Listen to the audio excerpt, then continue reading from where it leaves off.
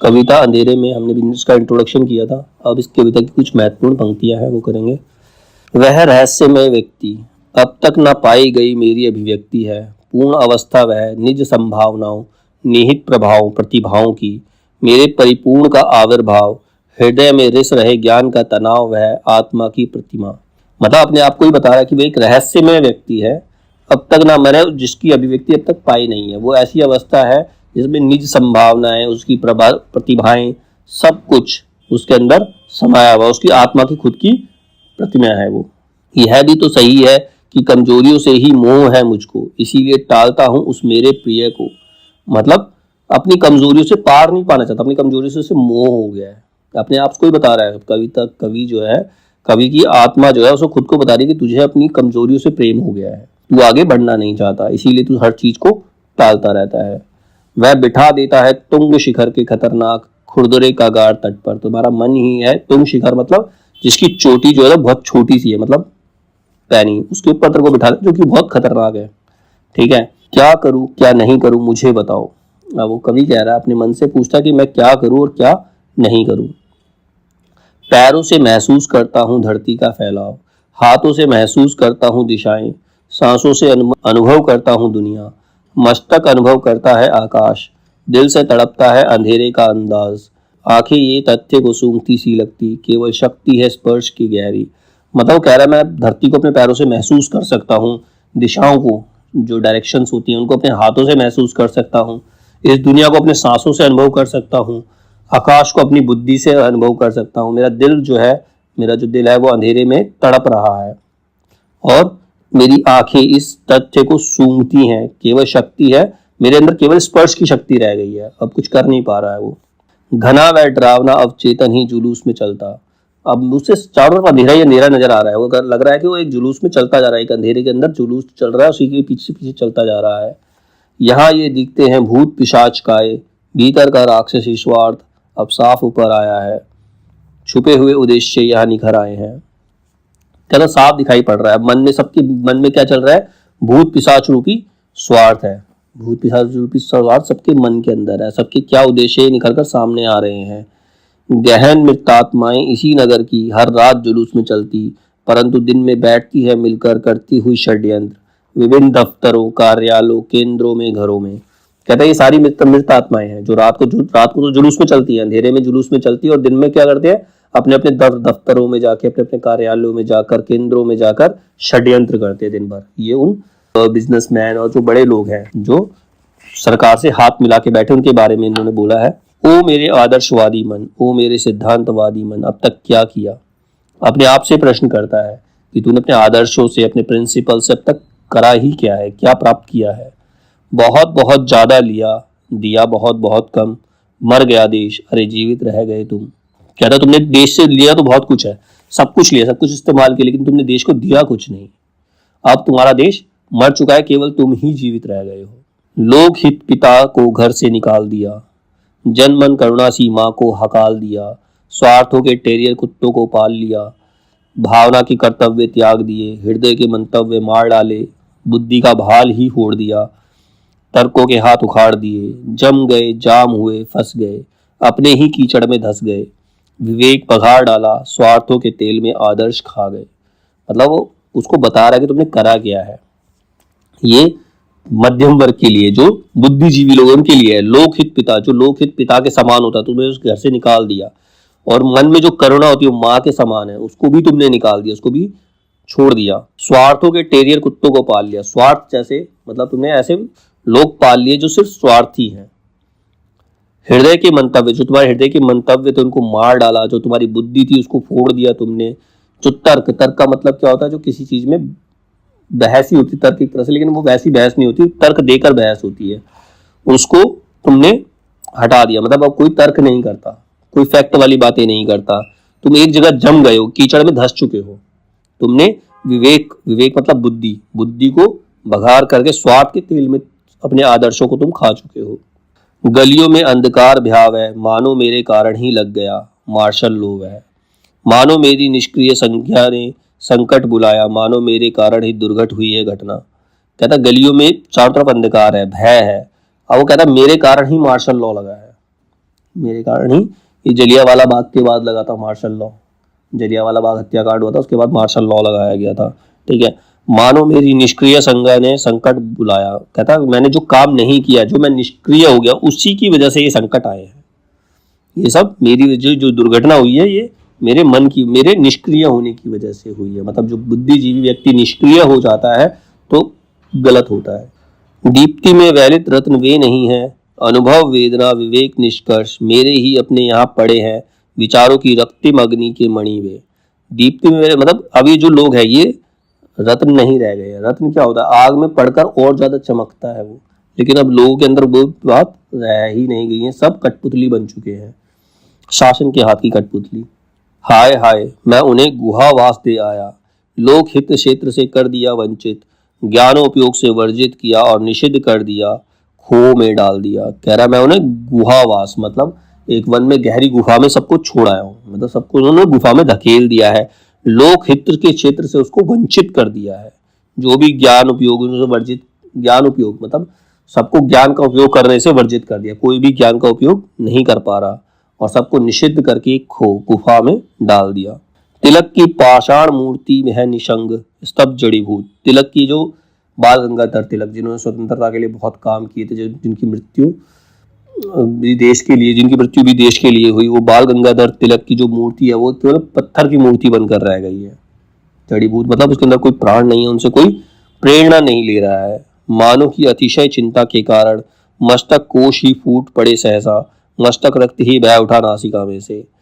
अब इतनी चिंता करने लगे कि उनकी बुद्धि खत्म हो चुकी है, उनकी बुद्धि काम ही नहीं कर रही है, बुद्धि जो है रक्त बनकर उनकी नाकों से, नाक से, नासिका मतलब नाक से बह गई है।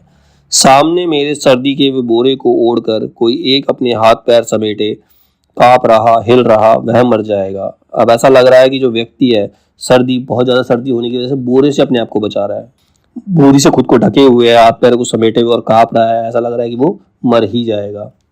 वह मुख, अरे वह मुख, वे गांधी जी, इस तरह मतलब गांधी जी को देखकर भी ऐसा लग रहा है कि वो पंगु मतलब अपाहिज हो गए हैं, वो कुछ नहीं कर पा रहे हैं।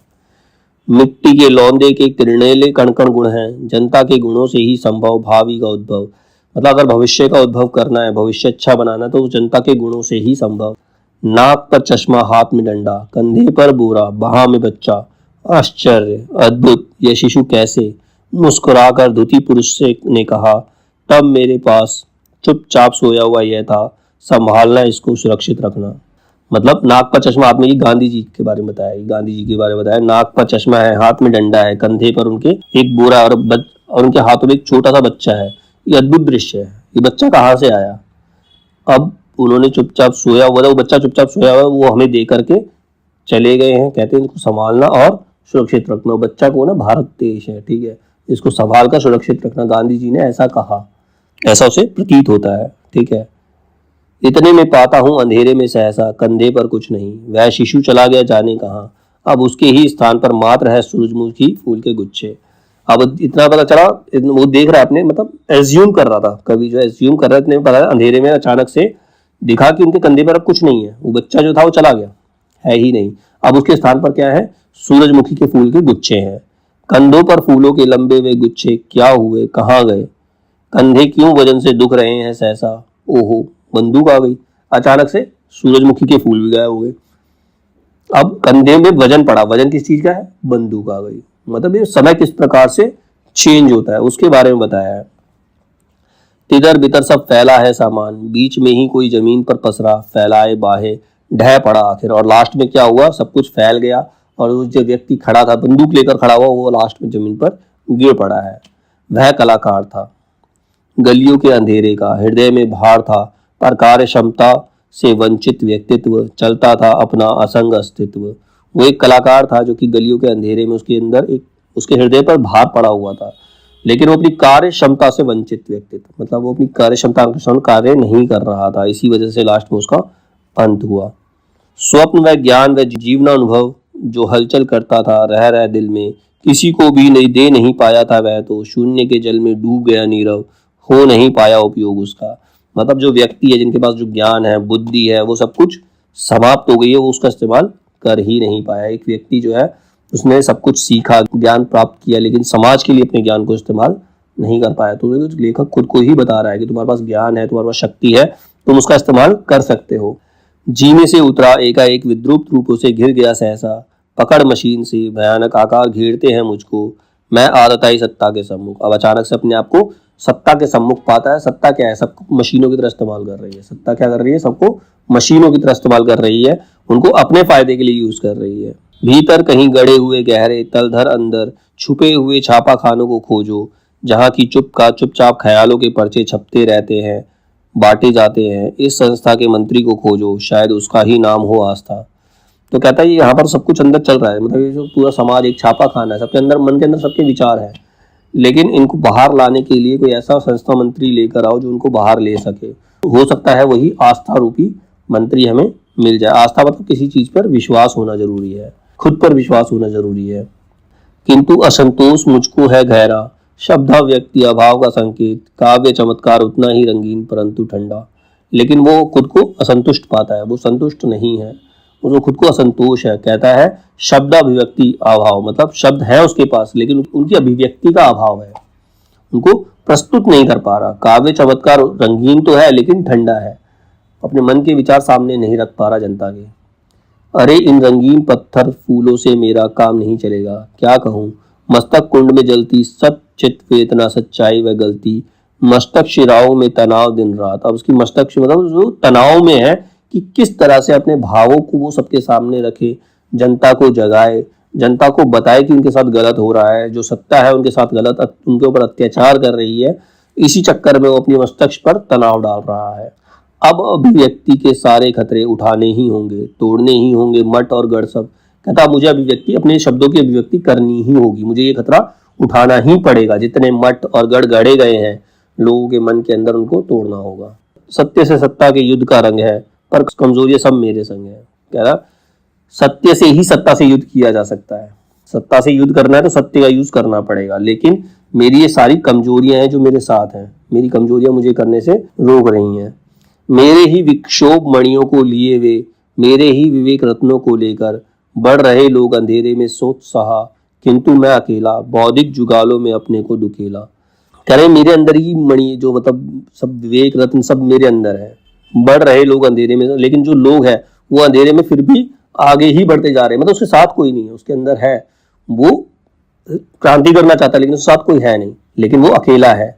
और बाकी सब लोग जो है अंधेरे में उत्साह के साथ उनके पीछे पीछे चले ही जा रहे हैं। स्वप्नों की कोमल किरणों का पानी, घनीभूत संगनित धुतिमान, शिलाओं में परिणत, ये सब दृढ़ीभूत कर्म शिलाएं हैं, जिनसे कि स्वप्नों की मूर्ति बनेगी सस्मित सुख कर, जिसमें उद्गत क्रियाशील किरणें ब्रह्मांड भर में नापेंगी सब कुछ। तो वही कह रहा है स्वप्नों की कोमल किरणों का पानी, मतलब जो मेरे स्वप्न है, जो स्वप्नों की किरणें हैं वही मेरे कार्य को अभिभूत करेंगी, मेरी कर्मशिलाएं उसी से बनेंगी, और मेरे स्वप्नों की मूर्ति है, स्वप्नों की सुख बनी मूर्तियां हैं, वो क्रियाशील होंगी और ब्रह्मांड में सब कुछ नापेंगी।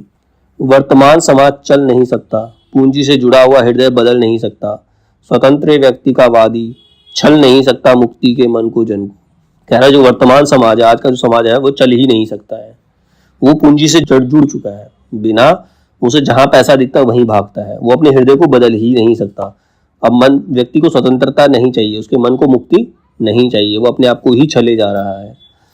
पथरीले चेहरों की काफी एक कसी ड्रेस घूमते हैं यंत्रवत, पहचाने से लगते हैं वाकई, कहीं आग लग गई कहीं गोली चल गई। अब ये सारे पथरीले चेहरे, कहीं ड्रेस में, मतलब उनके चेहरे पे कोई अभिव्यक्ति नहीं है, उनके चेहरों पे कुछ मुस्कान नहीं है, मतलब कुछ भी नहीं है, उनके चेहरे पे कुछ दिखाई नहीं देता, पत्थर की तरह चेहरे हो चुके हैं, यंत्रवत मशीनों की तरह वो घूमते हैं ड्रेस पहनकर, और अपने आप को खुद को ही नहीं पहचान पाते। अब कहीं पर आग लग जाती है, कहीं गोली चल जाती है, कोई फर्क नहीं पड़ता, उन्हें जिस तरह चलना है उसी तरह वो चलते चले जाते हैं। सब चुप, साहित्यिक चुप, कविजन निर्वाक, चिंतक शिल्पकार नर्तक चुप है, उसके ख्याल में ये सब गप है मात्र किंवदंती। रक्त पाई वर्ग से नाबी नाल बुद्ध ये सब लोग, नपुंसक भोग शिरा जलों में उलझे, प्रश्न की उथली सी पहचान, रात से अनजान वाक रुदंती। जरा सब चुप है, साहित्यकार चुप है, कवि चुप है, चिंतक जो है वो चुप है, शिल्पकार नर्तक जितने भी कलाकार हैं सबके सब चुप है। उनके हिसाब से जो मैं बोल रहा हूँ वो सब गप है, सिर्फ किंवदंती मतलब जो बोली गई बातें हैं, मतलब से जो बातें किंवदंती मतलब जो फेमस हो जाती है बातें सिर्फ बोलने के लिए, आदर्शवादी बातें, कोई इसको सुनने के लिए तैयार नहीं है। सभी लोग नपुंसकों की तरह शिरा जलाओ जालों में डूबे पड़े हैं और वो प्रश्न की उथली सी पहचान रात से अनजान है। वो चलते जा रहे हैं, इसी अंधेरे के अंदर आगे बढ़ते चले जा रहे हैं। बौद्धिक वर्ग है कीर्तदास, किराए के विचारों का उद्भास, बड़े बड़े चेहरों पर स्याहियां पुत गई, नपुंसक सरश्रद्धा सड़क के नीचे की गटर में छिप गई, कहीं आग लग गई, कहीं गोली चल गई। अब क्रांति तो हुई, कह रहा बौद्धिक वर्ग कीर्तदास, मतलब वो दास बन चुका, पूरा बौद्धिक वर्ग जो है वो सत्ता का दास बन चुका है, उनके जो विचार है वो किराए के हो गए हैं। मतलब कोई पैसे देगा तो वो अपने विचार बताएंगे, नहीं तो नहीं बताएंगे। बड़े बड़े चेहरे, जो बड़े बड़े लोग थे वो उनके चेहरों पर शाइयां पुत गई हैं, उनके मन की श्रद्धा थी वो सड़क के नीचे जो गटर होते हैं उसके अंदर छिप गए हैं। अब क्रांति हुई है तो कहीं आग लग रही है, कहीं गोली चल रही है, एक एक वस्तु या एक एक प्राणाग्नि बम है, ये परमास्त्र है, प्रक्षेपास्त्र है, यम है, ये सब एक दूसरे को मार देना चाहते हैं। सब कोई क्या है, अपने फायदे के लिए दूसरे को मारने के लिए तत्पर है। प्रत्येक अर्थ की छाया में दूसरा आशय झिलमिलाता सा रहा। परम अभिव्यक्ति, मैं उसका शिष्य हूँ, वह मेरी गुरु है वह। मतलब लास्ट में व्यक्ति कहता है मैं तो शिष्य हूँ, लेकिन जो मेरे अंतरात्मा है वो मेरी गुरु है।